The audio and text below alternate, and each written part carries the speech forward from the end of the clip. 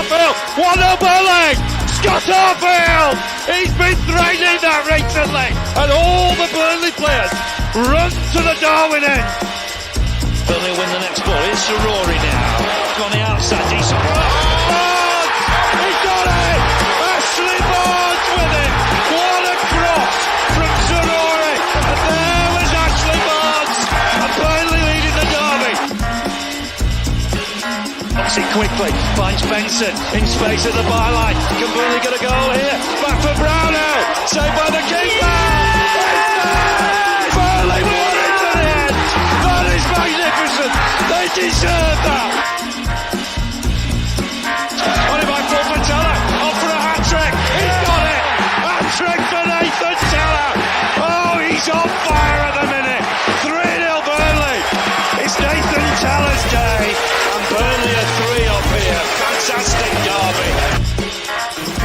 Here's Benson. Can he go on the outside? Comes inside. Top shot. Oh, the goal. Manuel Benson once more. That is top class. Burnley have done it. Fantastic. The Clarets deserve the championship title. They've been the best side throughout the campaign. Burnley have won the second tier. What a fantastic achievement. The players have been magnificent.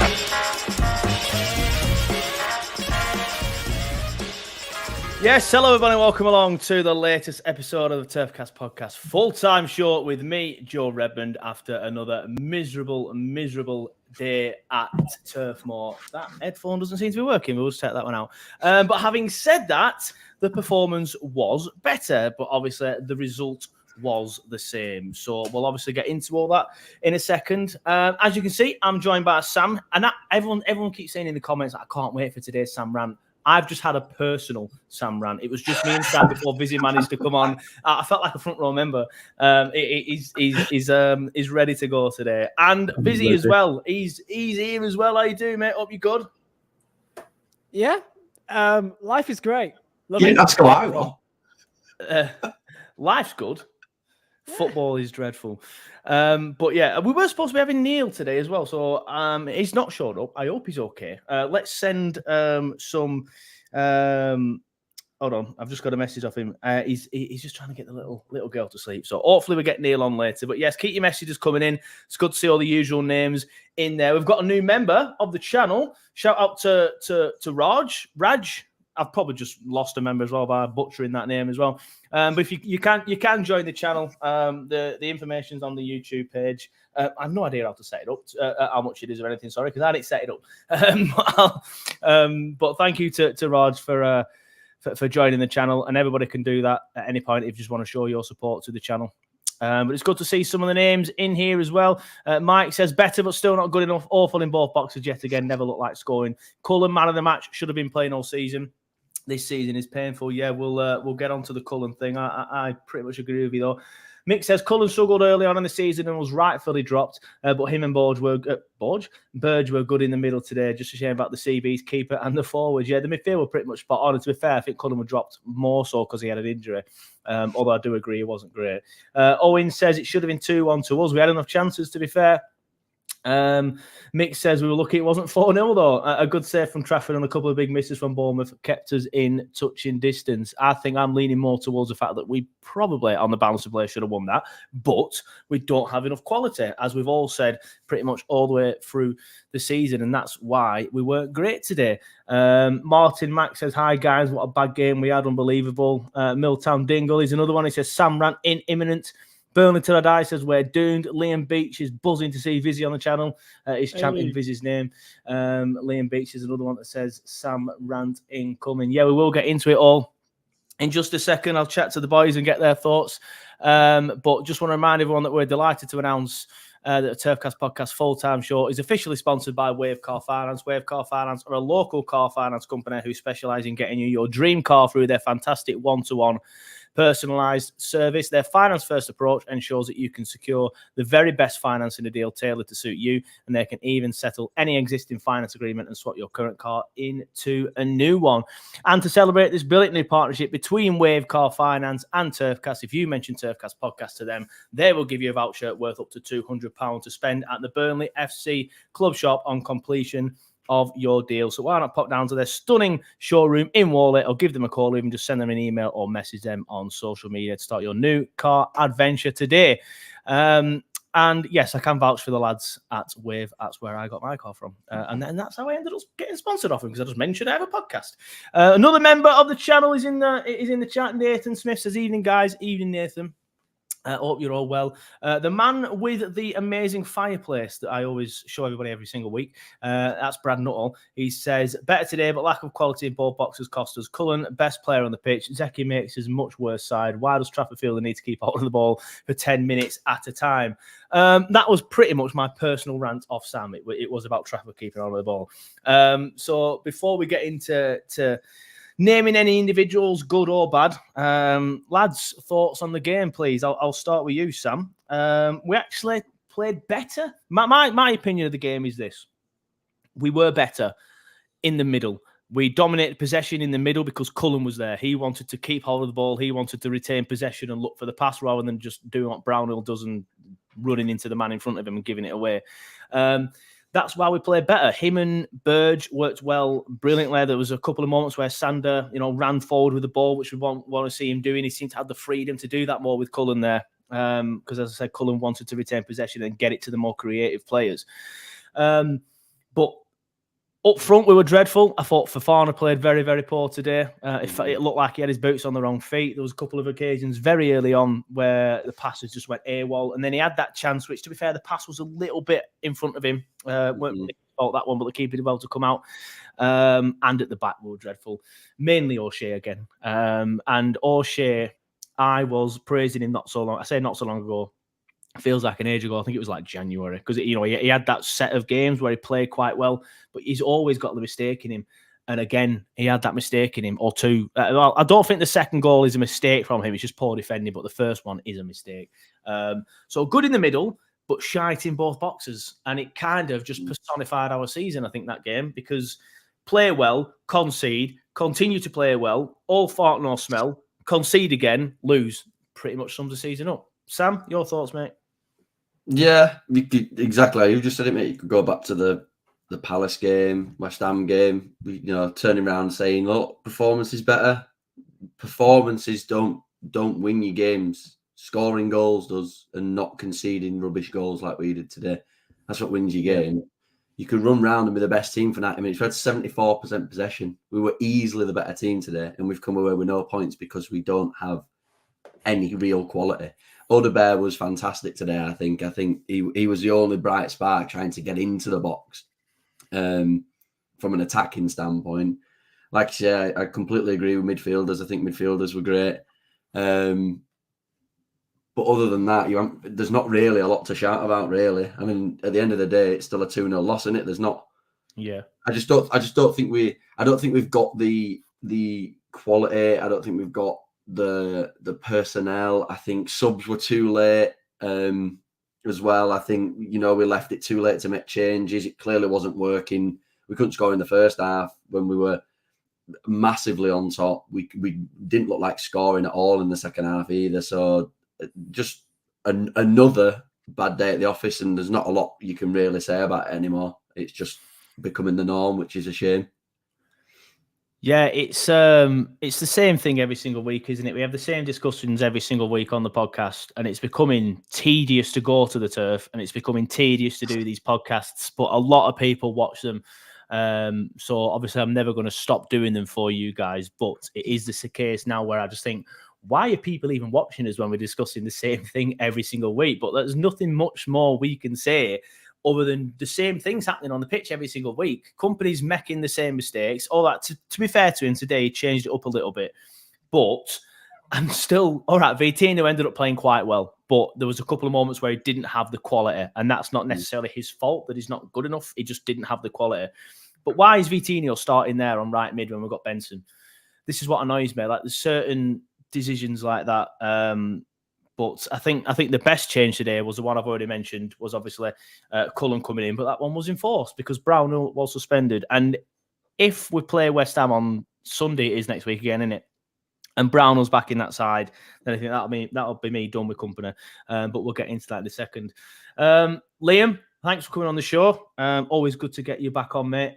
Thank you for the fan reaction. We will put it up after this one. But yeah, your thoughts on that performance and result, please, mate. I mean, in a time period where a lot of negativity is put around for good reasons, of course, there are some positives in this game, and I was one that was happy to see the lineup when I saw it. That, at least in my opinion, it looks like there were some changes tactically, the personnel, just something, like if it was the same lineup as last week, and then the turf would already be somehow even more quieter and just apathetic than what it already felt like today. I felt like Odobert did pretty good as a number 10. I felt like he was very lively, trying to link up play. Cullen, as what I've been saying for the last couple of weeks now, like we are begging for him to play in our midfield, because before the game starts, I could tell you exactly what Cullen will try to do. I could tell you exactly what I think Berg will try to do. I can't tell you what Brown will try to do. I don't think even he knows. Okay. I know that Cullen will try to drop deep between the centre backs and try to link up play. He'll drop deep and they'll be ready for the ball. And that showed in abundance today, and it is literally like Palace at home. It is just like West Ham at home. Palace is the better sample. That all you have to do is wait. To beat Burnley, you just have to wait. Exactly. Just try to go in some sort of compact shape, drop your line 10 yards back, and just wait to hit us on a break. I mean, that second goal was at a sample where Doro O'Shea just kept on just going backwards and backwards and backwards. And then, lo and behold, he's on the penalty spot for some reason and they just shoot an easy goal. But the first one, I mean, it's just Sunday. It's Sunday League, isn't it? It's Sunday League. It's just one over-the-top through ball. And it's like, I don't even think, name me one team in Premier League that you see a goal be considered in that manner. I don't even think Sheffield United is like that bad at times. Like, it's just our luck. It's just our luck, man. And there is positives in terms of the fact that we didn't get completely destroyed. We did look like we were competitive, but yet again, it shows for nothing. And that's the most frustrating thing. Like, sometimes if a game like this happens, then it's like, okay, it's one of them. But if every game is one of them that you play all right, then it's like, well, we just aren't good enough. And then that's just kind of where we find ourselves. Yeah, I'll stick with you, Liam, because you just mentioned there Wilson Odobert in the 10, and that's something I did want to discuss. Played quite well in that role. Obviously, the midfield was shaken up because we got rid of Amdouna. Brownhill was suspended. That midfield, for me, was the best midfield I've seen this season. Odobert in the 10, he played very well. But Andy Benny in the comments that you can see on screen now says, Odobert did play well as number 10, but because of that, we did miss him as a winger. And I do agree with that. We didn't have as much oomph on the wings, but the quality was in the middle, and I felt like he was more involved because of that. I'd rather have him there in that 10 than have him out wide. But now we need to be getting some wingers into the game. But obviously putting him in the middle, Liam, Odobert, it gives him a chance to get involved more, doesn't it? It gives him a chance to create more, and I thought he played very well today. Yeah, he played well, but, end of the day, we're still relying on a 19, 20-year-old kid in the Premier League who, of course, has got talent. We can see it. But he's not got the clinical edge, as he shouldn't, because if he did, he wouldn't be at Burnley, right? Like, he's going to be raw, and we're relying everything on this kid. And he is one. And this is what you get. You're not going to be getting that clinical edge when you need it at this level. And again, I saw the lineup thinking Vitinho is starting, and you look at Benson on the bench, just thinking, I'm convinced that Trezor is either dead or we cannot play him one more time. Otherwise, we got to unlock an appearance clause. There's no other way in my mind out why Trezor is still not being just brought on the pitch, just to see him, because that must be the reason. It has to be. Vitinho plays like a person that got paid 1 million quid for. Like, he has so much energy. He has so much effort, but he has as much composure as me on the ball. I've never seen a person that when he gets a ball runs, and just runs like a headless chicken until he bumps into someone. And I love it because he's showing a bit of energy, a bit of fight. But at the same time, he's just not got the composure to get the final ball in the box or that final shot. So it's like, I don't know. At least we saw Benson for longer than 5 minutes this time. But I agree, but I still feel like the sub was made too late. We were on top at like the 60th minute, and I remember thinking this is perfect for Benson, and company waited. I think he brought him on in the 75th. Yeah, 75th on the dot, really. I think Amdouni was on the 60th.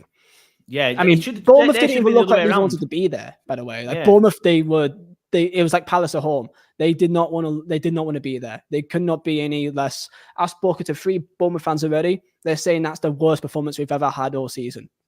Like we didn't even look like we could put 5 passes together.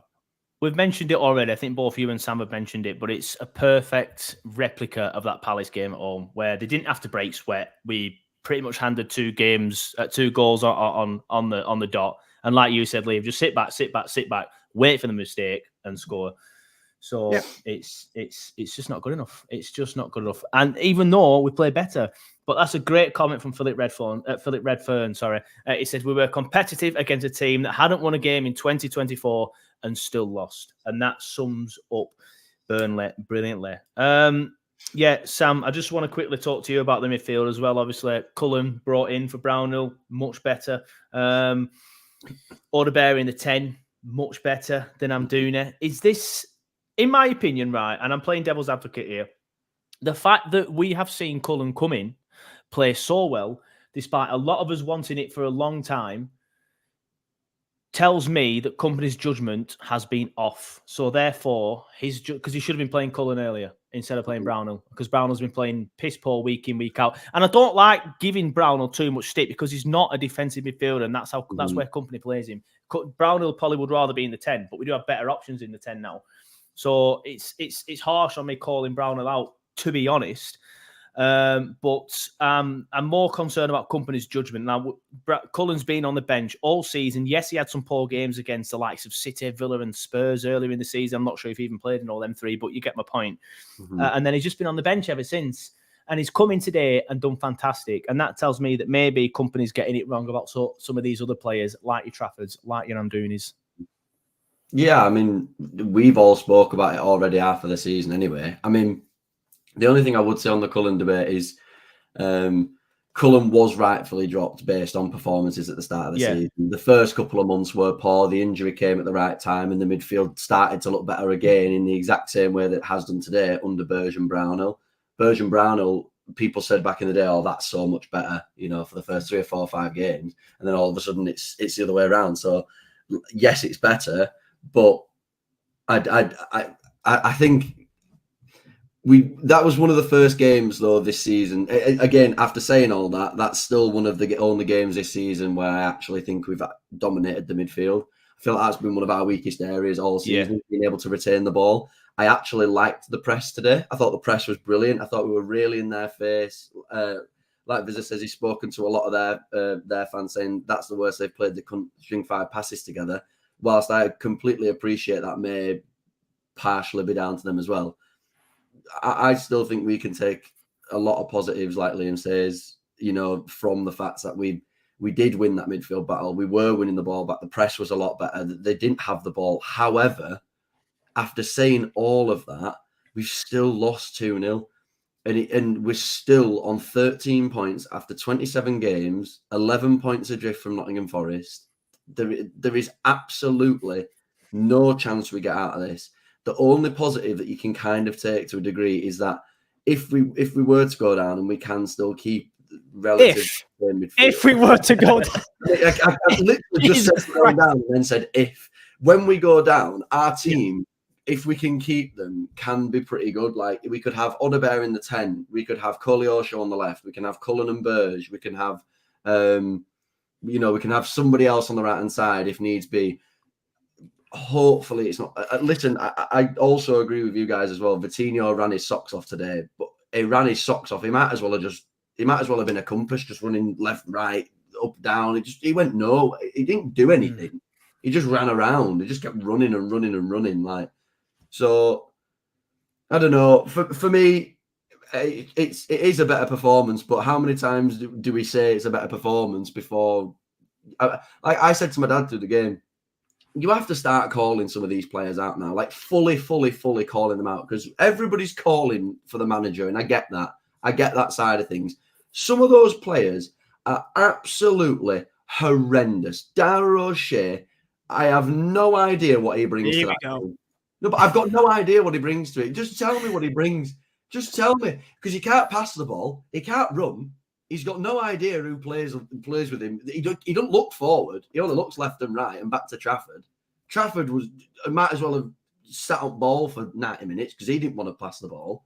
Like, we've just got so many players that we're just carrying through games, and it's just irritating, mate. Like, we've come up in such a positive way, and we're going down a laughing stock, and that will affect the club, that will affect the players and the manager and the way that we recruit and who we bring in and stuff. People will remember, oh yeah, Burnley were brilliant the season before. They came into the Premier League and they barely let a fart go. Like, it's just, whatever. Like, we're in a trickier position than people think, in my opinion, anyway.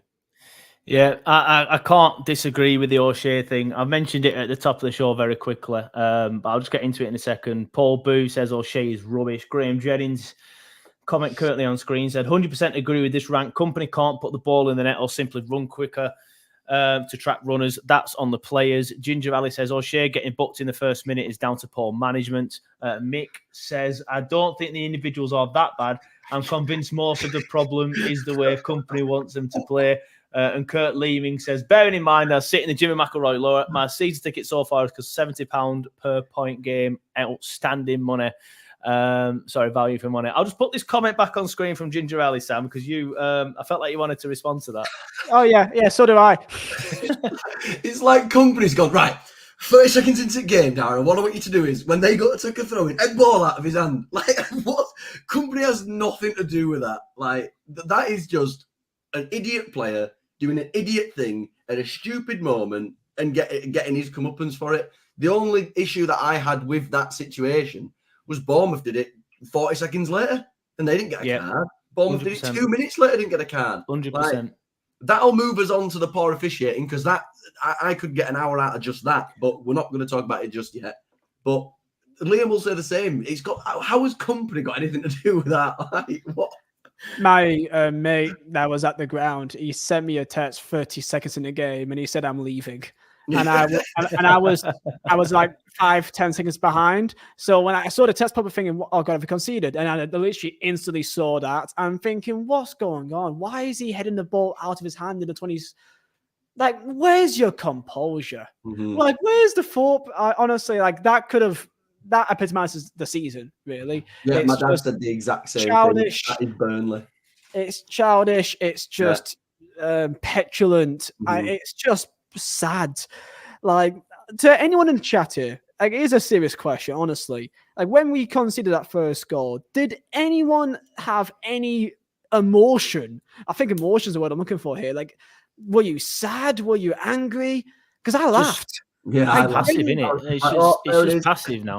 There it is. Yeah, I concede, and I just think normally, like, I'm quite vocal. I'll be honest. I think the people around me hate me. Apart from the guy that sits on my right, because he chats to me a lot. But I'm normally quite vocal. I'll be shouting, "Oh, for God's sake, insert a name here." Normally, O'Shea, why have you done that? Oh, fucking hell, why have you done this? I thought I heard you chatting you, Rich, actually. I thought I knew it was you. Yeah, that was me. I was leading it, mate. But no, like today, I'll just whatever. Right, just as Burnley till I die says, "Hey, I'm just used to it now." Same, like I'm just used to it. Like, I weren't so bad today when the first went in because I was used to it. But it's like, for me, the thing that tips me over the edge now is when we concede goals late on, when we're trying to push, and then we do some more stupid defending. Like, I don't want to go in too harsh on O'Shea here. But I saw a comment saying that O'Shea was not as bad as Esteve today, and Esteve was worse. Now, this is the first goal on your screen now. Obviously, I can't show you the actual goal due to copyright issues. But O'Shea's the guy in the middle. As you can see, the Bournemouth lad, I think, is that Clivert? No, Clivert's on this side, isn't it? I don't know. But the Bournemouth lad there, he's already started the sprint. O'Shea is still picking his arse. Like, what is he doing? Like, why is he just sat around doing nothing? Like, this is the stuff that winds me up about O'Shea. Like, he just doesn't pay attention. He's always got a stupid mistake in him. And again, he's just ball watching, probably looking at the birds flying above the cricket field stand. And then whoever this Bournemouth lad is just runs in and beats him to it. Esteve also gets beaten to it, but I think that was just pace. That for me, from O'Shea, for the first goal, I'll get into the second goal later, was absolutely dreadful. Dreadful. His defensive IQ's not there. I've always said about Darragh O'Shea, and I'll still back it, even after how bad he's been now. I still think Darragh O'Shea had a lot of potential when we signed him. Like when we signed him for 7 million, it wasn't an awful signing on paper. He was the captain of West Brom. He was one of the youngest captains in the Championship. He'd cemented his place in the West Brom team 4 years prior. He'd been playing there for ages. He was considered one of the most, comfortable centre-backs in the Championship. He's made the jump into the Premier League, and evidently that jump hasn't worked out. But too far for him. My thing is, all the issues with him, all the things that happen are so basic, and every single time, like you've just said there, Kluivert's made the run. That's an intelligent footballer. He's sat there going, right, I can latch onto this because I know he's sleeping. A clever defender already knows he's on his left shoulder. He already knows that he's there, how he's going to get out of it, whether he's turning left or roofing it off the pitch. He already knows. I always find with O'Shea, he's always it's like the elevator music's going on in his head. As the ball's going over the top, it's just dinging in his head, and he's just waiting, and then all of a sudden the ball's in front of him. And doors open, he's like, oh, Kluivert's there. It's really annoying. And I just find it so infuriating because it's like, it's the same thing all the time. And we all just sit and just go, this is fine. Put him in again. And you've got people in the comments going, no, I don't think it was Darragh's fault. I could give you 9 goals he's conceded as this season. I can give you 15 that Trafford's conceded as this season. But everybody just wants to go, well, they're people too. The people that get paid 70 grand a bloody week. And I'm not. I don't get paid that amount. They probably don't get paid 70 grand a week. No, not anymore, man. Having 70, it's only a small, measly 35 grand a week. Come on, they're getting so much money per week, and he can't even see or listen to people around him going, Kluivert's there, and he goes, where? Oh, other shoulder, Darragh, left shoulder. That's your right. You honestly, he's just a pain. I'm bored of watching him, and that's just another conversation that we've got to have. Is company going to change that? Probably not. No. We're going to go down with O'Shea, and then at the end of the season, we're going to go, oh, he was the reason, and company will probably just sell him, and then we'll buy somebody else, and then we'll spend another 100 million in Championship and see how that goes. Just weird, isn't it? Yeah, Adam Simpson says, I can't believe O'Shea doesn't get more stick than he does. He's absolutely dreadful. The worst defender we've ever had in the Premier League. Kevin Long, all is forgiven. Remember Leon Court back in 2000? To be fair, it does say ever in the Premier League, but Leon Court was dreadful. Obviously, Leon Court wasn't in the Premier League, was he? But he literally had concrete boots on, Leon Court. I'm sure of it. Wasn't it in 09? Or am I thinking someone else? We bought him second half of the season in 09. He Did came actually? in. I presumed it was Championship. Yeah. No, I mean, Liam, you've probably got a much faster computer than me if you want to quickly search on me. He started for us in the Premier League. Yeah. All right, Andre BK, give him. Say him. I don't know. BK, I don't know. BK was just erratic, weren't he? BK weren't shy like I just liked him just because he was just massive. He showed a bit. If he had a personality to him, absolutely. I say that I was 11 when Leon Court was there, so I can't say I have complete perfect memory. Yeah. I mean, it could be worse. Owen Ashworth says maybe VK should play Al Dakhil because he's quicker than O'Shea and Ekdal combined. We saw Al Dakhil. We saw he's probably even worse. But with Al Dakhil, I think I know he will come good. Like, he's still quite young. I mean, I think O'Shea's still early 20s. Our entire team is young, isn't it? Yeah. But it's for me. Yeah, I agree. Yeah, always Claret confirms that, Liam. Laws bought Court in Jan 2010. So yeah, I'd agree. Leon Court is the worst defender we've ever had in the Prem, followed by probably Darragh O'Shea. But I'm kind of.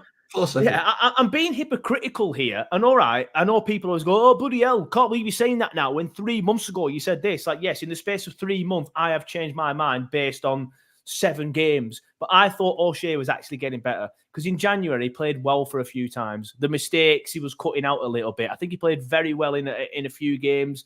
I can't remember exactly what games. I think the Tottenham game in the Cup springs to mind. Someone will probably search it now and find out that he didn't actually play in that game, but still, I thought he was getting better. But he's god awful. I'm at the stage now where I'm same as you, Sam. I'm just fed up of seeing him every week, and that's another one about company's judgment that I mentioned earlier about Cullen coming in, and we're so much better with him in the side. There's not many people we can bring in because Bayer's gone AWOL. Don't know what's up with him. But if we had Bayer and Esteve at centre back for the majority of this season, with Muric at the back, I reckon we have 15 more points. They say 15. 15 more points. Oh than my these. God. With Bayer and Muric. I reckon so. Because we've been in so many games. I don't know. Maybe 10 to 15. But we'd be much better. The issue is with Muric is that we kind of forget at the same time, before we put in Trafford, that there was already conversations of we should probably look at replacing Muric, because despite him being great at the back, he always was error prone from time to time. He's not a slightly safe pair of hands. I can't tell you how many times that he just slipped randomly after a corner. I think Preston away is a perfect example of that. Sometimes he just slips for whatever reason. He wasn't exactly perfect by any means, but I think it's more of a case of give him a goal, see how he does. I just want to see him. I'm not saying Muric is the Lord and Savior and he will save our season, but I just want to see him, because I think giving players a chance, I think, is important. So I just slot my microphone. It's all right. I do it all the time, mate.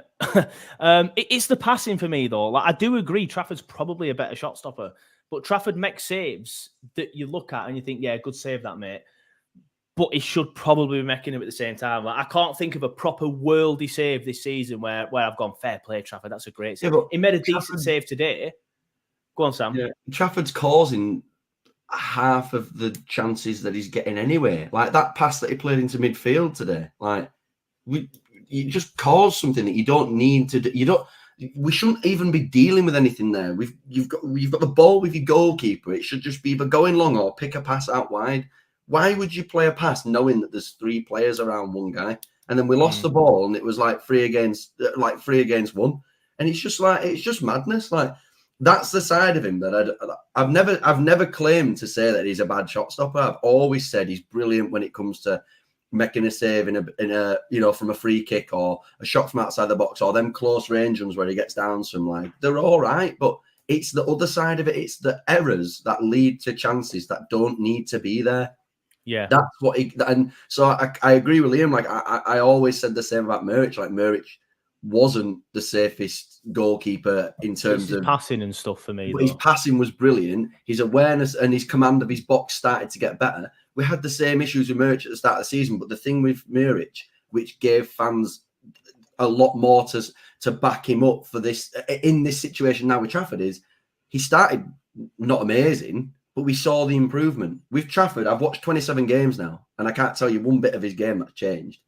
Like, his entire, if anything, without sounding horrible, he's got worse. He came with an arrogance and something about him. He now actually looks like a kid that's a bit lost in goal, and he's just kicking ball for us. Like, well, that kind of does lead to the conversation of the chance and during it came from the game today.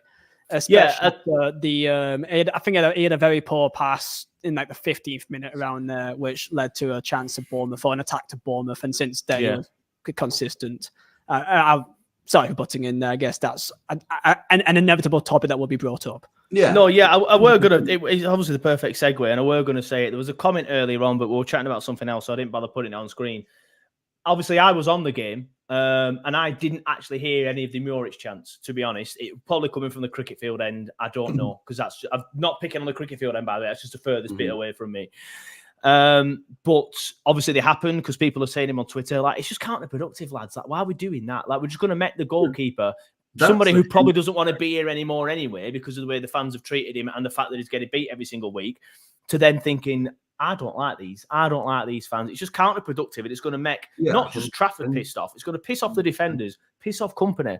It's just get behind the... Yes, we could all mourn and shit on the full-time show and in the comments and on social media afterwards. To be fair, he didn't do anything wrong today, so I don't even know why we're discussing him that much, but his passing was dreadful again, and he held on to the ball too long. But yeah, the Muric chance and some of the boos as well when he were going back off at half-time and stuff were just too much, yeah. Yeah, they're the little things that you don't want to see any club doing. You don't want to see that with anybody. Like, at the same time, like, we're having this conversation about what he is now, what he brings to us now. So, like, we were talking about in the game, we weren't saying oh, he's the worst goalkeeper to ever play for the club. He does this wrong all the time. He does that wrong all the time. Like, we're just saying the same things, though. We're just saying his distribution is not great, and it's costing us goals because it creates chances that we shouldn't be conceding. In the game today, we weren't saying he was the reason we lost. We're simply saying he wasted 15 minutes of the game just standing with the ball, which, in my opinion, is just inexcusable. And those sides of the booing and those jeering, like that, the side of that jeering, fair play. I don't want to watch my goalkeeper stand with ball for 15 minutes. You don't pay that money for your season ticket to watch that. Like that's just part of it. Like I completely agree. Like he's not the reason that we lost today. No, but I don't enjoy that. I'm sat at home. Like these lot are all in the stadium. They've travelled. Some of them have travelled miles to come watch it. Some of them have got up, gone to the stadium, paid the money for the season ticket, paid for the tickets, and had to sit there and watch the goalkeeper stand with the ball for 15 minutes. I just don't. So that fair play for that. I don't think there's anything wrong with being like, come on now, we need a goal. Yeah. We'll nil down, sort it out. But he plays like we're winning all the time by holding onto the ball too long, and then just oofs it long anyway. If you're just going to pump it long, just pump it long. Yeah, exactly. But I completely agree. Like, you can't start chanting another player's name. Like chant for Benson. That's because you want to see Benson. Like you're not saying I want to see Benson because you play this guy all the time. Like chanting for Muric in that situation, you obviously know what reaction you're going to get. Like I completely agree with you guys. It's counterproductive, but the jeering for holding onto the ball and stuff like that, it's deserved in my opinion. Yeah, Carl Stuttard says, does Esteve speak English? If not, that can cause communication problems. I think he can, mate. I'm not 100% sure, to be honest. I don't think most of that team does. I know a lot of the lads in the dressing room just speak French anyway, so they'll probably just shout sacre bleu at each other every 30 seconds because someone's fucked up again. But I do agree. Alan says, can't see how you blame the keeper. I agree. None of us three are blaming the keeper. He didn't do anything wrong today, but it's just holding on to the ball for too long today. It's in topic in terms of just a general jeering towards him across the entire game. It makes him more of a story than what it actually is. I mean, Alex Goody says Benson was only a good impact sub. He could never change the game, could never get in the game if he started. I mean, let's give him a chance before we say any of that, because I don't think he started much this season, has he? And the fact that we're playing Vitinho on the right wing ahead of him, I just don't understand. I just don't understand. Carl says, can't see Dara speaking French. I don't know why. That's made me laugh. I don't know why. He probably barely speaks English, to be honest. Speaking of Dara, actually, I do want to... Not Dara, sorry. Someone mentioned Cullen in the chat. Now, I don't know which is the Cullen screenshot. There it is. This is a disallowed goal. Sam, you've already mentioned it, so I'll come to you. And you said you wanted to talk about it off air as well. You said you wanted to talk about the officials. Oh, yeah. Excuse me. What I don't understand. Yes, he's got his hands on his back, but how else is he supposed to jump for this ball in this scenario? Obviously, this is where we score the goal. The ball is won here at the back post. It's headed on towards Cullen, who pokes it into the net. Obviously, I was sat at the other side of the pitch, so I originally thought it had been given for offside, but no, it's been given for a foul because of this challenge here. Now, I don't understand what he's seen here. He's jumped into him slightly, but you have to jump forwards. What's he supposed to do? Like, if the ball's there, like he has to jump forwards. For me, it's a very, very, very, very, very soft disallowed goal. And maybe I'm wearing Clarets tinted glasses because I feel like it should have stood. There was more contact in the Trafford and against Luton situation, and that goal got given. Like, Adebayo backed right into him, and the goal stood. So if Brun Larsen just jumps up and Adam Smith falls forward, for me, we've been Ashley Barnes. He's jumped backwards into him and then flopped forward. But watch, like when they showed it back on VAR, they showed it from the angle where, because like I said to you, like before we came live, like Andy Hinchcliffe in that situation doesn't help. Having commentators that just don't know anything about football sat there saying, but he's clearly gone through the man to win the ball. He didn't go through him. He jumped up. If he jumped up and forward, that's going through him. He just jumped up and won a header. Adam Smith feels the contact on his back, so falls forward, and then he turns round and gets a foul. For me, how can you not see that? Like, he's the thing for me is, like I say, it's just the jump up. If he jumps up and then forward and he starts to lean into him, then the momentum of him moving forward knocks him over. Just jumping up doesn't cause you to fall over like that. He wrapped his legs underneath Brun Larsen. His arms came out stretched wide, and he fell over and he screeched like he'd just been shot. Like, yeah. I just don't understand how you can watch that back on VAR from the sideways angle, and then you've got someone like Andy Hinchcliffe going, well, he's clearly gone through him to get the man. Well, he hasn't. To get the ball, sorry. He clearly hasn't gone through him. Otherwise, if he went through him, Adam Smith would have done 15 somersaults. Like, the ironic thing is, when Semenyo got his first yellow card, I was sat in different seats today. I was sat in the James Hargreaves lower, right at the very front, just like 3 or 4 rows back. And when Semenyo got his first yellow card, he grabbed JBL, didn't he? Threw him on the floor. Obviously, JBL was on the floor, saying how that hurts, sort of thing. Smith come over and he's like, that's embarrassing. Get up, stop taking the piss. And then in the second half, he's throwing himself on the floor. That's embarrassing. But yeah, Liam, your thoughts on that disallowed goal, please, mate?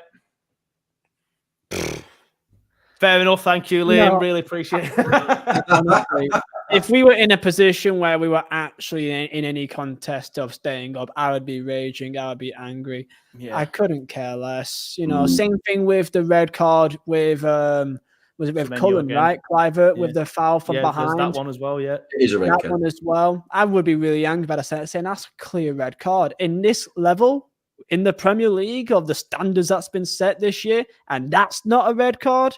Right, but Zarouris was, though, wasn't it? Of course, consistency is key. The thing is, I would care a lot more, but I really don't.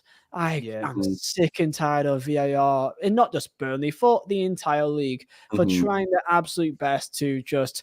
It's a bunch of prefects in a caravan with a god complex trying to take control of the game. I don't care.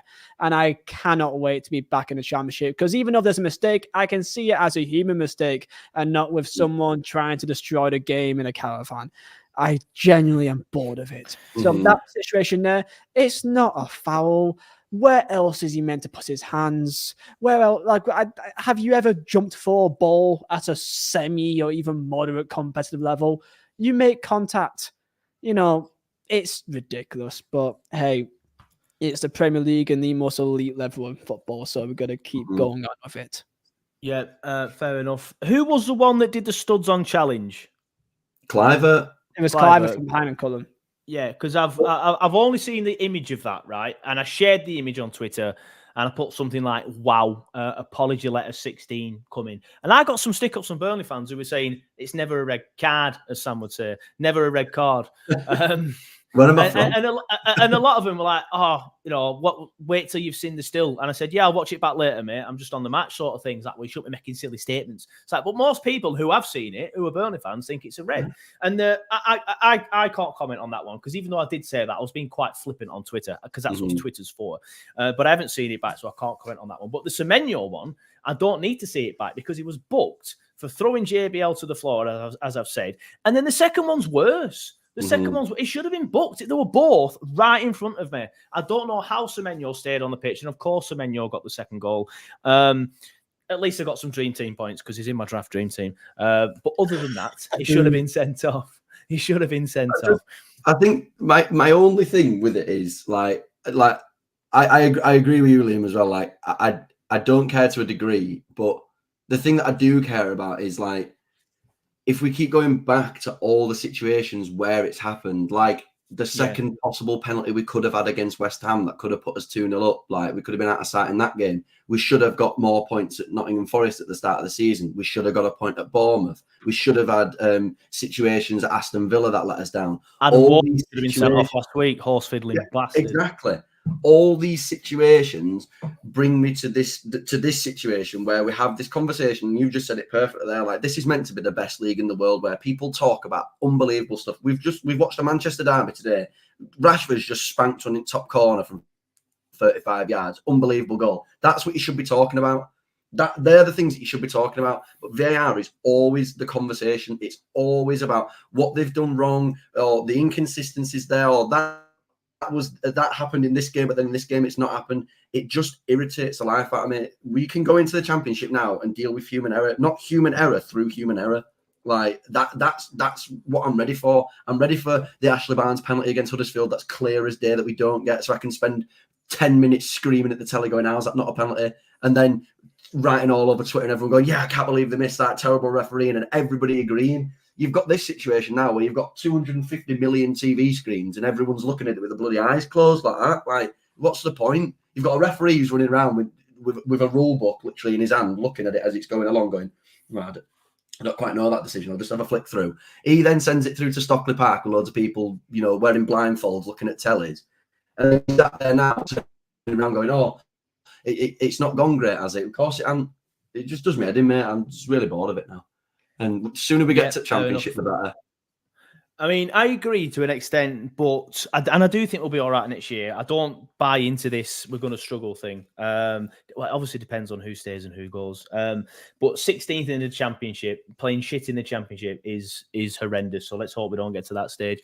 We're coming up to 50 minutes. It has flown by as a show so far. Some really good chats, some really good comments. A lot of people watching, just shy of 200 live viewers at the minute, which is class. So I just want to take this opportunity to remind you all that Burnley's sleeve sponsor for the 23-24 season are about to unveil something special. The limited edition Burnley FC Uphold card set to launch soon. You can easily add funds to your card and unlock its perks, whether you're spending at home or away. The card lets you spend in any currency anywhere in the world. It's accepted everywhere where MasterCard is without foreign transaction fees and offers a competitive exchange rate for added ease and security. You can also pay with Apple or Google Play, and Uphold values community, demonstrated by their pledge to donate £5 to Burnley in the community with your first purchase using the card. Secure your spot on the waiting list today at www.uphold.com/Burnley FC. Terms and conditions apply. Now, like I said, 50 minutes. We've spent 50 minutes slagging the defence off. Because that has been the main issue all season. And once don't look at me. I've been all right. And that has been the main issue. That has been the main issue all season. But let's be fair, and I'll stick with you, Liam, because you have been all right. But the forwards, they were poor today as well, weren't they? It's like we were good in the middle, bad in our own box, and dreadful in their box. So like, we had so many chances. The header from Vitinho, Fofana, the one where it clean through on goal, and then the rebound that fell to JBL.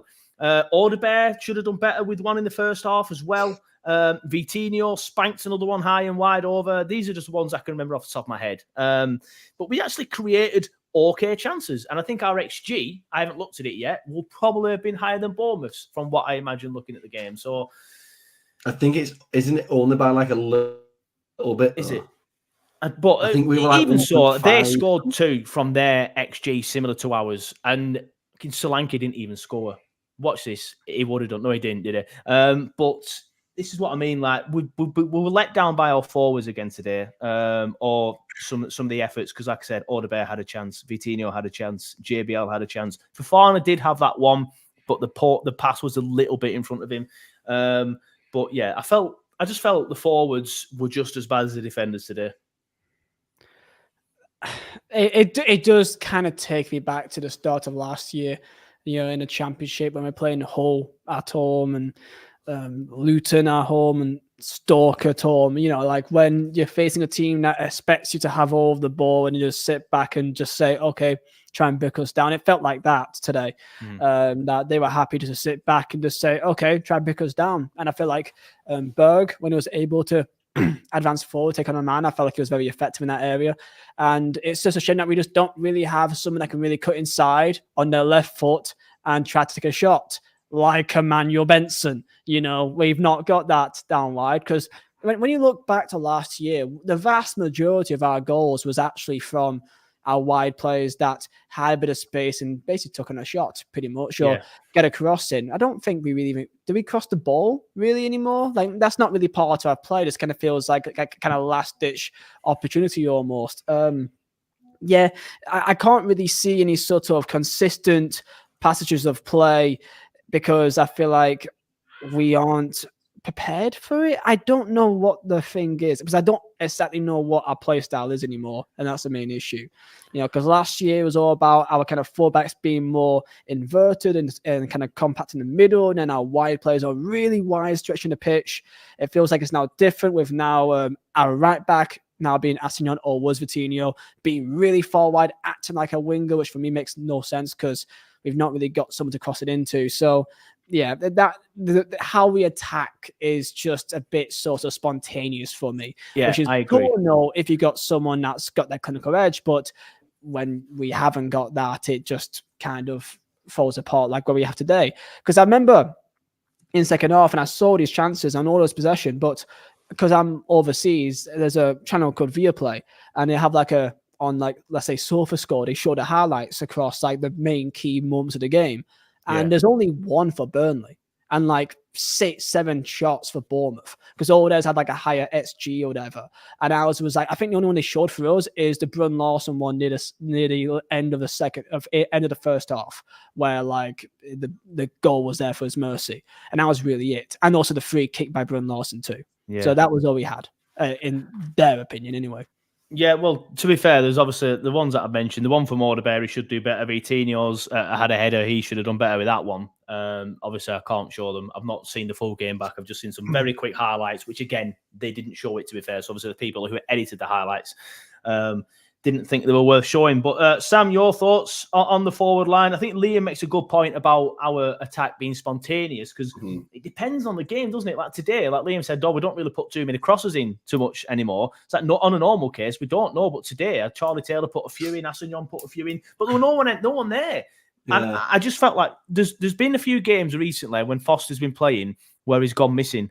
I felt like today would have been a perfect Foster game, and I feel like we missed him today. But yeah, the forwards weren't good enough either. It weren't just the defence; it were the forwards as well for me.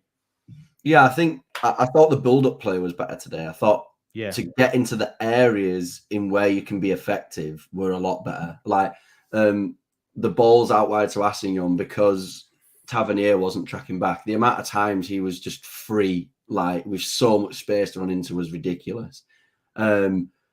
But I agree with what you guys are saying. Like the balls across the box, like I think that's my biggest thing. So then it goes back to what we've said for weeks.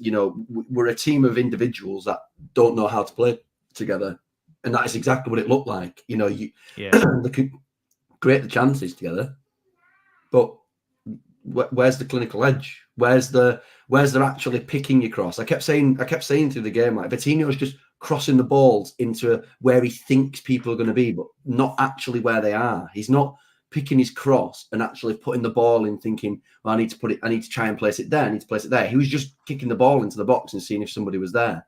The amount of times the ball went into the box along the floor, and we had chances with Odebear and things like that, and we were pulling it back and we were cutting it back. We were doing quite good at that, but we just couldn't get an effective foot on the ball in the right area. And then when we did get in the right areas, Vitinho's header, shocking. He's 2 yards from goal. There's no one near you. Like you have to do at least better than over the bar. I don't care if you're 5'4". Like you play professional football. Like you should be able to. Because what I mean is, it's not a million miles above his head. It's not like it's gone up there and he's gone. Oh, he's just got his head to it. It's about there. So he's literally just about missed it. And it's because he's timed his jump wrong. The Brun Larson one as well. Like you've got all the mercy of the right-hand side of your goal, but you kick it straight at the defender.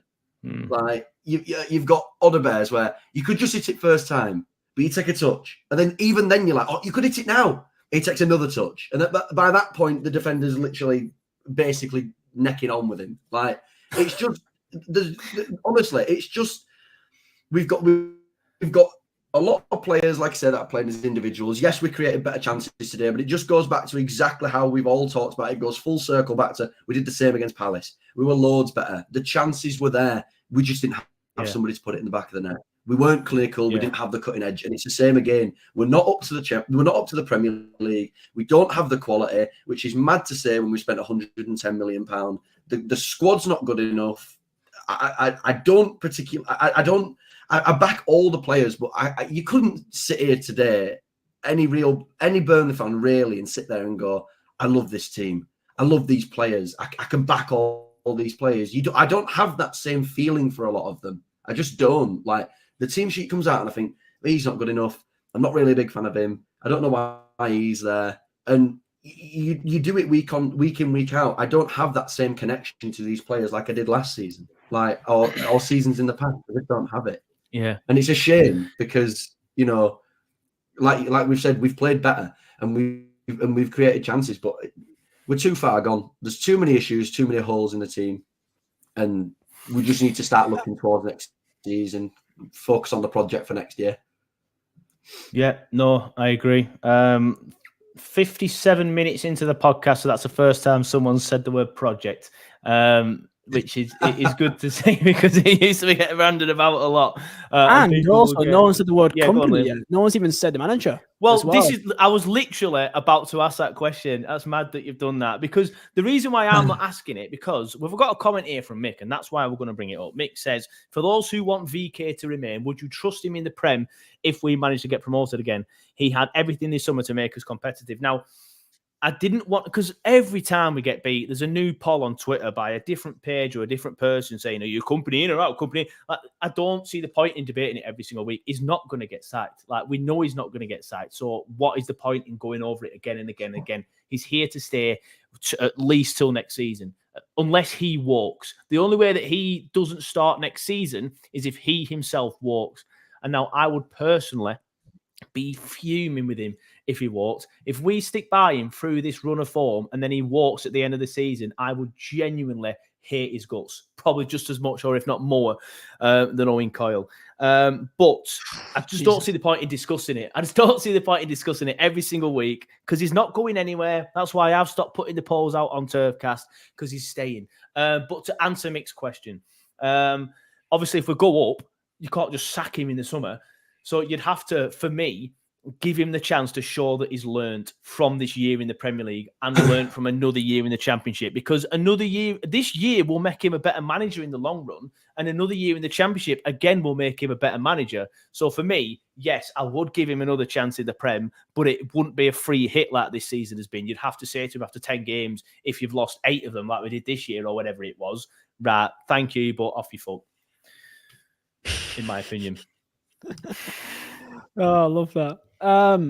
Yeah, look, we're too far gone. Anyone that thinks they want company out it's stupid now at this stage. It's just pointless. We're down, so what, we're going to sack a manager and then what, expect them to go in the Championship and rebuild all over again? Exactly. We're down, and that's because of company, and that's because of the players that we have and the board as well. They will all take ownership for it. But who's better to get us back up than the person that won the league of 101 points last year? And I'm hearing people, and I get it, people are emotional, right? People are angry. But I'm hearing people say that, when we go down, we'll be lucky to be even in top 6. There's West Brom better than us. There's Coventry. Let's have it serious here. We're going to lose some players, obviously. We need to have some players that are, that we can sell on if there's an offer that comes in for likes of Berg or Foster or Odelbert. They may need to take that. But I think people do forget, and this is an issue with football nowadays because of the gap in the Premier League and Championship, but having 10, 15 million quid only makes you probably the third, second highest spender in the entire league. And all that would take is to sell 1 or 2 of our players to get that. Maybe just 1. So we'll be fine next year. Okay, panic stations, even though it is bad right now, we're not playing awful football, right? We are, from what we saw today, a team that can be controlling in the Premier League, but we just don't have that final product. And to answer the question of, would you trust him to get us back up and, to go again in Premier League? Well, I will hope that he learns from it. That's what we can do as fans, is to hope that he learns. And people say, well, he's not learning much from this year, right? I can agree with that in some cases. I think he has been stubborn at times. But today, I do think he's changed the system. I do think he changed the personnel. And that's all I can really ask. And from what I saw, the players didn't do what they were meant to do. They had all the possession. They had opportunities, just couldn't take them. So that's where I stand with company. What's the point of getting rid of him? 100%. to put in, I mean, who? I mean, the question of who is a big one because they don't really say who. And if they do say someone, they say someone like Graham Potter, and it's like, you're high. So, or they go on the other side of it and say Rarrett. So it's like, look, it's been really poor this year. Everyone can admit that. Company was the first person to admit that. So realistically, it's the first 10, 15 games of next year. We'll see where 100%. We are. But the idea that we're going to go back-to-back relegations or we're going to be struggling to be even in top 6 next year, I think is people being a bit dramatic. And after a day or so, they'll calm down and be a bit more realistic. Yeah, put it this way. The position that we are in now, and obviously it depends on how many players will leave, but I don't think many will. There'll be a handful, obviously. Your Trezors, which is not playing. Your Amdouni is not interested. Potentially Sander. I don't think he will leave, though. I think we'll keep him. Potentially Foster, but because of the issues he's had this season, again, I think we'll keep him. Then your Order Bears, but that'd have to be a big offer. Same with Coley Oshaw. It's for me. I think we're in a better position now than what we were when we went down last time because we had Ben Mee leaving, Nick Port leave. We had the entire core of that team leave. We are in a better position. Sam, I know the side of the fence that you're on, and yeah, Ryan, I do agree. It says worth remembering this isn't just a poor Premier League side; it's one of the worst Premier League sides. I presume that means it's ever in history. People wanting Vicky out is fair game. I'm not saying it's not fair game. Like, I get it. Like, I just feel like sometimes, in my opinion, and some people might think I'm just being a bit like high and mighty, like I'm not. But if you take a step back and look at the bigger picture, for me, I think it's just worth keeping him because number one, it's pointless at this stage because we're down. Number two, a lot of players are here because of him. And number three, I don't see someone who's going to come in at this stage now and do a better job with us in the Championship next season, in my opinion. Yeah, I insist on that as well. If you want company out, I can't tell you otherwise. I can't say that you're an idiot for doing that because I get it, right? It's been an awful season. But unless if you could give me a manager that can save us from this year, which no one can, in my opinion anyway, then I think it's a pointless conversation to have. I agree. Michael Sullivan says some good players cannot manage. We saw last year that he can manage. We saw last year that he can do it at that level. The Premier League might be a level too high for him, fair enough. But the current moment, in the current moment, this time in 18 months, he might be starting to use his lessons from this season. We don't know how, so turning around this season at the start of the year, everything was new. We've come into the Premier League with young players, with a new core of the team and a new manager. We've never had that Burnley team and this Burnley manager and that style of football in the Premier League. So we don't know. We never knew how that was going to work. Now we know it hasn't worked. We now know what we could do for if we do come up next time. Yeah. We know what Company brings in the Championship. We know that he brings a good style of football. He brings in the right players for it. He finds the bargains of players like the Bensons and the Zareris. Like you guys have said, we're in a better position now this time going down than we were last time. We don't have the entire core of the team leaving. We've got players that aren't interested and that we're also not, but sad to see the back of leaving anyway. So if they leave, we've still got a lot of players left there. We've done well in the loan market by sending certain players out on loan. If those said loan players still want to stay, we still have Scott Twine who can make an impact. We still have Luke McNally who comes back, who we can reevaluate and see whether or not we sell him on or we keep him. We've got Bastian coming back who we can sell or keep. We've got we've got Zaruri who's out on loan. If he wants to stay, he can be a key part again in the Championship. We've got a good squad to go down with, and we've got money to spend on players. We'd be in a much healthier position.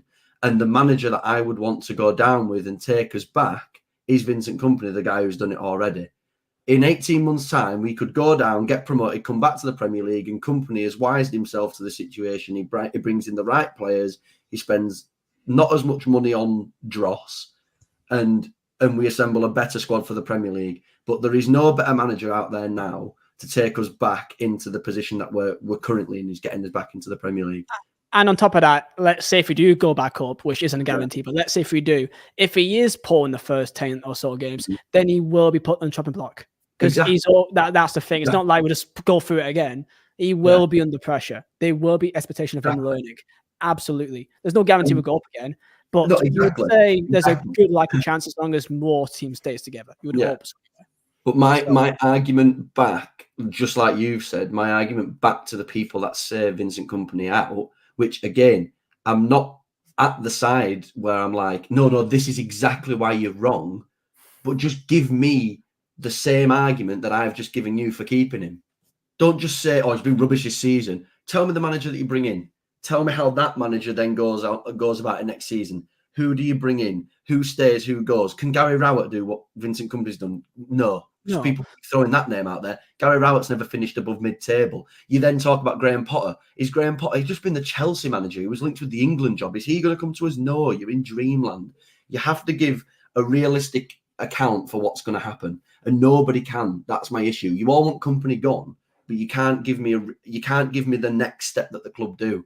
Whereas I've just said it. The next step for us is when we go down, rebuild with the same manager that can do it, with the amount of money that we've got on the core of the squad that we've got, and get rid of the deadwood that don't want to be here. That's it. See how we go. I've spoken to like Watford fans and Norwich fans, because I know quite a few from some fan channels as well, because they've been put in the similar situation, especially Norwich fans, of having a season in Premier League where you're just nowhere near competent enough, and you basically know you're down by December, and the entire rest of the year is like what we're going through now, which is basically just you just kind of go through the motions of like, yeah, we're going down.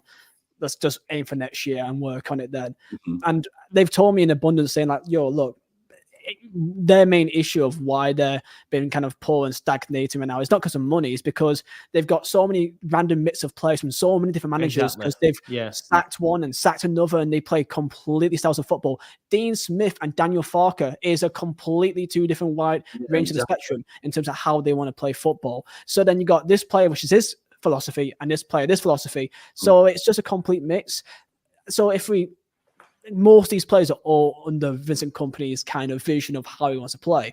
So whoever we bring in, unless it's the same type of football, then which I think still probably wouldn't do that much better anyway, then I would rather try and be stable. And it sounds really cliche and almost sounds like we're in a Disney film, but I would kind of rather be known for a club that backs their manager all the way. I'd rather be known for having some sort of identity at that level. Even though right now we're not playing great. Today we did see our identity. It's just the early days of championship identity that we had back last season when we were playing Hull at all, where we just couldn't break a team down, but we had all the possession in the world. And that is just kind of where we're at. So that's just kind of my thoughts in it. They've taught me a sort of lesson of, look, the grass isn't always greener. And that's, in my opinion anyway. But again, insisting, if you want Kompany out, I can't say that you're an idiot, because it's been tragic. Exactly. But in terms of the grand scheme of things, I just think it's just pointless sacking him now and then have to restart all over again. Yeah, exactly. We're starting again at the start of the season anyway. So we might as well start with the manager who we know can get out of that division, in my opinion. It's just it's like that comment that I've just put on though. Like, Kompany out camp are delusional. They're not. Like, that's where we're all at. They're not delusional for wanting rid of the situation that we're in. No one's happy with 27 games, 2 wins in the last 6 months. Like, no one's happy with that. We're not all happy with that. But the conversation that we're having is, we can give you an argument for why to keep him. Everybody's argument for getting rid of him is just, well, he's not been good enough this season, we need rid. Well, then what's the next steps? People keep saying like, oh yeah, but it's not our job to pick the manager and it's not our job to do this. You can still as a fan think of a plan moving forward with a different manager and the players that we keep and what manager you bring in and the style of play that they implement. The difference in bringing in getting rid of Kompany is we lose the style of play that he has, and if you bring in somebody like, let's say, Chris Wilder, it's a totally different style of play. What style of play do you want to? And just like Liam says, if you bring the manager, if you get rid of Kompany and then you bring in Chris Wilder, those players don't know how to play a defensive style of football because they can't defend in the Premier League. So you'd have to redo the whole team. You think Koleosho is going to start tracking back?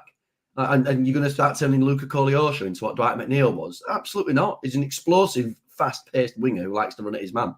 So that under Chris Wilder wouldn't work because Chris Wilder wouldn't know how to utilise him properly. That's my argument for it. If you are absolutely not delusional for thinking that Kompany should go, but you have to know, You have to know what, like Liam says, the grass isn't green on the other side. So if you want that, pitch it to me in the same way that I've just pitched keeping him, because then that's when you can back it. Yeah. Michael Sullivan says, why would any good manager keep doing this? Michael's quite vocal about VK out in the comments. So he's been on screen twice already. He says, why would any good manager keep doing the same thing over and over again when it does not work? Well, I don't think he has. Response to that, my response to that to me would we tried something different today. Like we did something different. Yes, one of the changes was enforced, but there was a few changes made. Amdouni was dropped. Who else did he? He put Vitinho right mid. You know, it was different today. It was different today, and I just and it did work. By the way, of course, it worked, but it didn't. Like we can't defend and we can't put the ball in the net, but the actual tactics, the lack of quality in the players that we have, exactly that. It's the lack of quality from today. That's why. But then, obviously, playing devil's advocate, you could say he's assembled his squad. But we've spent far too much time on the VK in and out debate because I just don't see the point at this stage, and we've done it 15 times on the podcast already, every game since Christmas. So I don't want to keep doing it. Well, on a positive note, imagine in the Championship that we have a forward line of Lyle Foster, Koleosho, Odo Bert, and Berg. Yeah. Imagine that in a Championship. Now, let's say maybe 2 of them goes. They maybe have to sell them on, make some money, whatever, right? I mean, Zaruria, Benson, if they're here or not, I doubt it because they've not played at all this year. No. But I still think that we've got a pretty good team for next year. Like, if we do go down, look, there's some pretty good away days. There's some derby days. There's no VAR. And the last time we've been in Championship for the last how many years? We've won it 3 times. Yes. The last 2 times we've won it. The last 3 times we've got titles and a second place finish. We might only have 1 derby day as well next season because there's one team creeping slowly down that table. 1 point above the relegation zone in the Championship. I know where I'd rather be. And it's creeping down. Yeah, and it's where we are. 1 hour, 15 minutes we're creeping up to. So we will start wrapping it up. So if you've quickly got any comments or anything you want us to talk about, get them in. Lads, if there's anything you two want to talk about, think about it while I ask this question. I don't normally do this question after we get beat, but because it was a good performance, I'm going to ask you for your man of the match. For me, and as well, everybody in the comments, put your man of the match in the comments, and I'll put them on screen and read them all out, even if it's an absolutely wild shout. But I can't see how it's not given to Cullen. I thought Cullen came in; it was class. He played very, very well. The only other 2 people, in my opinion, that deserved it were Sander, who also played very well in the middle, and Odebear, who played very well in his new role, which I like him there. So essentially, anyone in the midfield, in the central midfield, you are allowed. Assignon, I guess you could have Assignon. Yeah, Assignon played well. I think for me it's Cullen. It's Cullen. I think the midfielders was the best part of the pitch today for us. We won the midfield battle, as we've said plenty of times, and I think it was Cullen. Sam, we'll come to you first. Your man of the match, please. Yeah, it's Cullen, in it. Like I say, totally agree with you. Like, it's just the same 3 players, isn't it? Odebear, Cullen, and Burge. They're the only 3 you could really go for because the other ones just didn't impact it enough. But I definitely thought those 3 flourished in what was a good performance and a bad one at the same time. Mr. Waddington, your man of the match, please. I don't think I've ever called you that before. I don't know why. I don't know why I went for that. Yeah. Jesus. James Trafford. Get out. You're banned. Get That's off. it. Right, gone. There you go. I've been begging for Cullen for the last couple of weeks now, just because I feel like he has an identity. You know what he's going to do, and that's what he did today. He attempted, and he did dictate play. He showed a bit of bite to midfield. I noticed him time to time, just kind of easily cutting out play, and we've been needing that all year. And look, people said Cullen, it was quite poor start. Yeah, so was our entire team.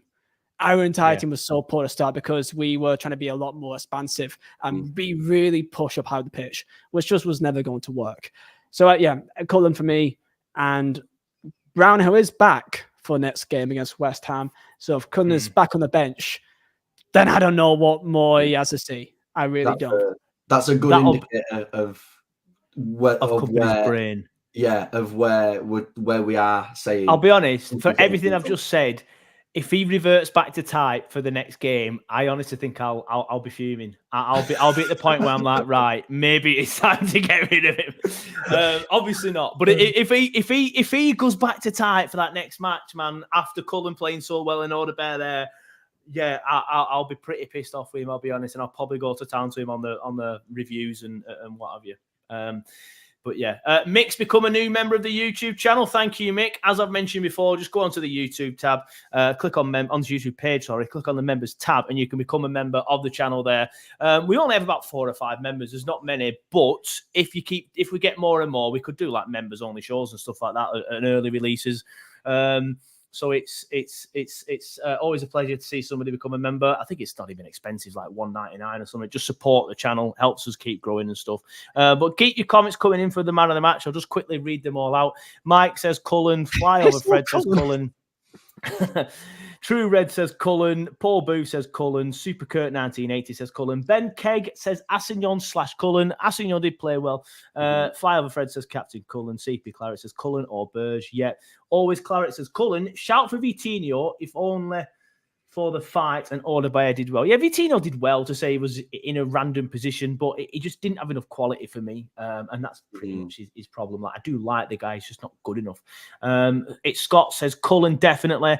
Claret and Blue says definitely Assignon for me. It's a couple of shouts there for Assignon. That's completely... We'll skip that one, John. Sorry, mate. Ben Kegg says Cullen was back to what he did last season.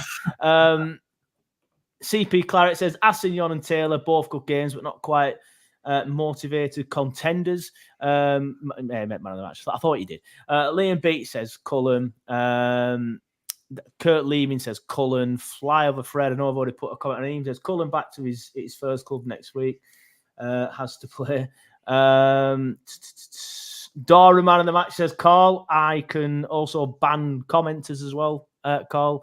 Anything like that. $2.99 for membership. What a rip-off. Only joking. Thanks for clarifying, Liam. I didn't set them prices, by the way, but $2.99, it's a bargain, mate. It's the price of a coffee. And I do love a coffee. Roscoe Evans says Cullen, Odebear, and Esteve looked okay today too. Yes, they did. But yeah, I think that's a natural end, unless there's something you guys want to quickly chat about before we go. I mean, we lost, but I'm trying to look at some sort of positivity here. And the only way I could do that is by looking at, we probably will have a pretty exciting and fun team for next season in the Championship. That's all I'm looking forward to now. Like, that's all I can look forward to now. Like, if we were going to somehow stay up, it had to be today because maybe Forest could get, because I talked to my brother before the game and he was like, oh, but Forest got a point of Dutch win today. And it's 8 points, but it could actually be 4 or something. And it's like, it is what it is.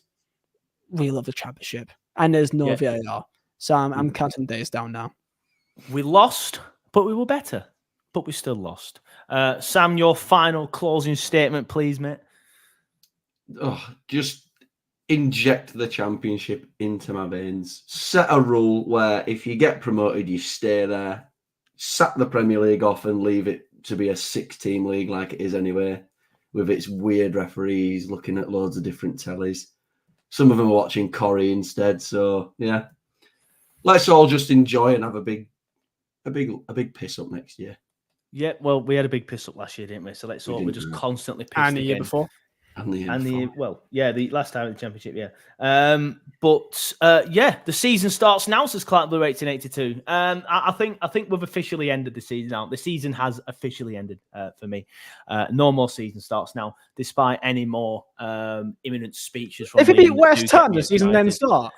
No, I'm not doing this again. What happens? How far back would we be by then? We are 11 points away now. So if we beat West Ham at West Ham, come on, not going to happen. Would obviously be what, 8 points away. Could only be 7 points off Luton. I don't know. Maybe season does start then. Thank you for that, Claret and Blue 1882. Maybe the season does start next week. Mick says, cheers, lads. Season starts next week. Ben says, cheers, gents. Yeah, well, I'm going to wrap it up here. Flyover Fred says, Championship again, ole, ole. Yeah, of course, if you've come onto the show late, like some people do, obviously you don't get the notification. Number one, subscribe to the channel and put your notification bells on. You'll get notified straight away. Number two, set notifications on Twitter because I tweeted on there as well. And number three, if you watched it late, obviously when I end the show, it stays as a standalone video for you to watch on demand whenever you want, and pretty much straight away I'll be uploading the podcast. So if you're doing something tonight or you want to wait for the morning commute in the morning, you can listen to it on your drive to work. Kurt Lehman says, thanks again, lads. Tough shows these, but they are very cathartic. M. Max says, cheers, lads. Season starts next August. Yeah, John Lamas, probably said that wrong, mate. Apologies, mate. Says, cheers, mates. But yeah, thank you, everybody watching. Thank you to everybody listening. Big thank you to Liam for coming on the show. Big thank you to Sam for coming on the show. Neil, you're sacked. But thanks, everybody, for watching. Thanks, everybody, for listening. And we will see you next time.